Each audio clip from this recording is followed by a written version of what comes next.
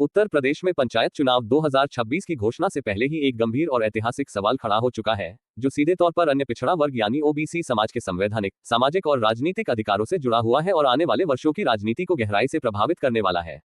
सबसे बड़ा सवाल यह है कि क्या इस बार भी उत्तर प्रदेश पंचायत चुनाव 2026 में ओबीसी आरक्षण को बाहर रखने की तैयारी की जा रही है, या फिर इसे कानूनी प्रक्रिया और न्यायिक आदेशों की आड़ में सामान्य प्रशासनिक विषय बताकर टाल दिया जाएगा। अगर आप ओबीसी समाज से आते हैं, अगर आप ग्राम प्रधान, क्षेत्र पंचायत सदस्य या जिला पंचायत सदस्य का चुनाव लड़ने की तैयारी कर रहे हैं, तो यह मुद्दा केवल राजनीतिक बहस नहीं है, बल्कि आपके भविष्य, प्रतिनिधित्व और अधिकारों से सीधा जुड़ा हुआ सवाल है। ये वीडियो किसी अफवाह, सोशल मीडिया पोस्ट या राजनीतिक बयानबाजी पर आधारित नहीं है, बल्कि संविधान, सुप्रीम कोर्ट के निर्देश, हाई कोर्ट के आदेश और उत्तर प्रदेश की जमीनी हकीकत से जुड़े ठोस तथ्यों पर आधारित एक गंभीर विश्लेषण है। आप सुन रहे हैं सुभाष मौर्य सम्यक क्रांति। ये चैनल उन लोगों के लिए है जो सत्ता के शोर से डरते नहीं हैं, बल्कि संविधान के दायरे में रहकर सवाल पूछते हैं और सच तक पहुंचने की कोशिश करते हैं।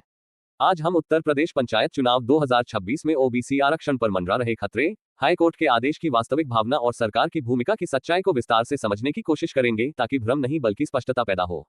ये समझना जरूरी है कि पंचायत चुनाव केवल एक स्थानीय प्रशासनिक प्रक्रिया नहीं होते, बल्कि यही चुनाव भविष्य की राजनीति की नींव रखते हैं और यहीं से विधायक, सांसद और बड़े नेता तैयार होते हैं।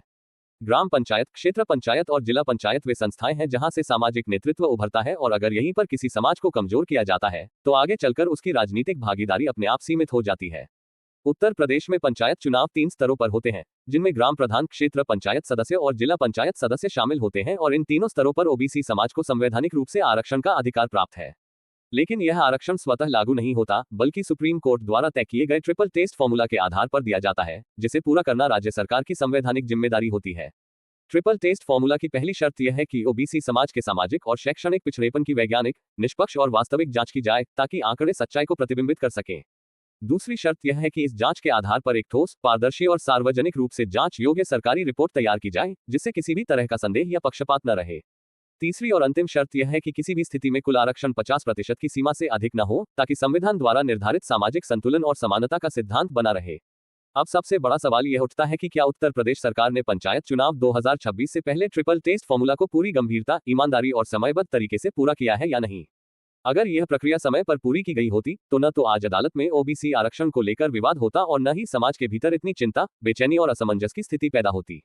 हाई कोर्ट ने अपने आदेश में ये साफ कहा है कि ओबीसी आरक्षण गलत नहीं है, लेकिन बिना पूरी प्रक्रिया, बिना ठोस आंकड़ों और बिना ट्रिपल टेस्ट पूरा किए आरक्षण नहीं दिया जा सकता। इसका मतलब साफ है कि अदालत आरक्षण के खिलाफ नहीं है, बल्कि सरकार की अधूरी, लापरवाह और गैर जिम्मेदार प्रक्रिया पर सवाल उठा रही है, जिसे जानबूझकर गलत तरीके से पेश किया जा रहा है। लेकिन समस्या यह है कि सरकार ने इस आदेश को सुधार का अवसर मानने के बजाय एक बहाने की तरह इस्तेमाल करना शुरू कर दिया, जिससे ओबीसी आरक्षण को फिर से हाशिए पर धकेला जा रहा है। डेटा अधूरा बताया जा रहा है, सर्वे को अपूर्ण कहा जा रहा है और रिपोर्ट पर सवाल उठाए जा रहे हैं, जिसके कारण पंचायत चुनाव या तो टाले जा रहे हैं या बिना ओबीसी आरक्षण की तैयारी की जा रही है। यह कोई पहली घटना नहीं है। इससे पहले वर्ष 2021 में भी उत्तर प्रदेश में पंचायत चुनाव बिना ओबीसी आरक्षण के कराए गए थे, जिसका सबसे बड़ा नुकसान ओबीसी समाज को उठाना पड़ा था।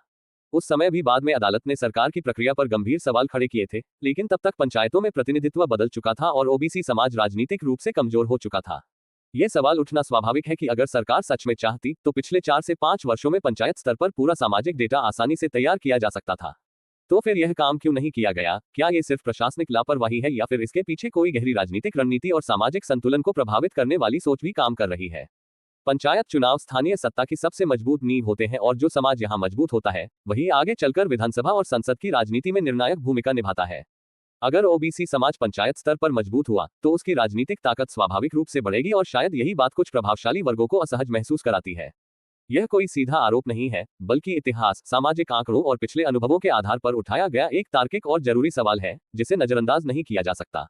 इतिहास गवाह है कि जब जब बहुजन समाज ने संगठित होकर अपनी हिस्सेदारी और प्रतिनिधित्व की मांग की है, तब तब सत्ता की संरचनाओं में हलचल और बेचैनी पैदा हुई है। अगर पंचायत चुनाव 2026 बिना ओबीसी आरक्षण के कराए गए, तो इसका सीधा असर ग्राम प्रधान से लेकर जिला पंचायत तक ओबीसी प्रतिनिधित्व पर पड़ेगा और सत्ता का संतुलन बिगड़ जाएगा। इसका प्रभाव केवल ओबीसी समाज तक सीमित नहीं रहेगा, बल्कि अनुसूचित जाति और अनुसूचित जनजाति समाज भी अप्रत्यक्ष रूप से कमजोर प्रतिनिधित्व और फैसलों से प्रभावित होगा। पंचायत संस्थाएं धीरे धीरे फिर से कुछ गिने चुने सामाजिक वर्गों का मंच बन सकती हैं, जबकि बहुजन समाज केवल वोट डालने तक सीमित होकर रह जाएगा। लेकिन असली सवाल यह नहीं है कि समस्या क्या है, बल्कि यह है कि इस स्थिति से निकलने का संवैधानिक, लोकतांत्रिक और संगठित रास्ता क्या हो सकता है। सिर्फ नाराजगी और गुस्सा काफी नहीं है, जरूरत है सही जानकारी की, सामाजिक संगठन की और संवैधानिक दायरे में रहकर सरकार पर दबाव बनाने की सामूहिक कोशिश की। सरकार को मजबूर किया जा सकता है कि वह समय पर ट्रिपल टेस्ट पूरा करे, पूरा डेटा सार्वजनिक करे और पंचायत चुनाव 2026 ओबीसी आरक्षण के साथ कराए। संविधान हमारा सबसे बड़ा हथियार है, अदालत हमारी दुश्मन नहीं है, लेकिन सरकार को जवाबदेह बनाना एक नागरिक और एक जागरूक समाज होने के नाते हमारी जिम्मेदारी है।